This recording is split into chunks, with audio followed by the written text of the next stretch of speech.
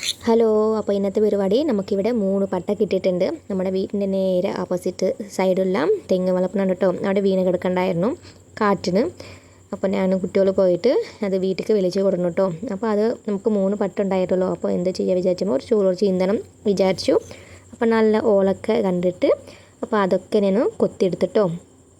പിന്നെ ഒക്കെ കട്ടി വെച്ചു. ഞാൻ വൈകുന്നേരത്താണ് ഇതൊക്കെ ചെയ്യുന്നത്. അപ്പോൾ നാളെ പിള്ളേരിന് സ്കൂൾക്കൊക്കെ പറഞ്ഞയച്ചിട്ട് ചൂട് ചീന്താൾ വിചാരിച്ചിട്ട് ഒക്കെ കട്ടി വെച്ചിട്ടോ. അപ്പോൾ ഒക്കെ പണി കഴിഞ്ഞിട്ട് ഞാനിവിടെ ചൂട് ചീന്താൻ തുടങ്ങി. അപ്പോൾ ഞാനിവിടെ കേരളത്തിൽ വന്നിട്ടാണ് ചൂളൊക്കെ ചീന്താനും പഠിച്ചതും.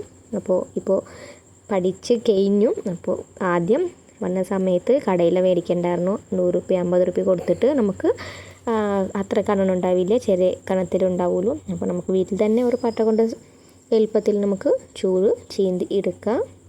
അപ്പോൾ നമുക്ക് എല്ലാം പറ്റും ശ്രമിച്ചാൽ. അപ്പോൾ അത്രയ്ക്ക് തന്നെ ഉള്ളൂ. അപ്പോൾ നമുക്ക് ഇത് അടിച്ചു വരാൻ രീതിയിൽ നമുക്ക് ഒപ്പം വെച്ചിട്ട് എല്ലാം വെട്ടിയെടുക്കാം കേട്ടോ. ഒരേ ലെവലിൽ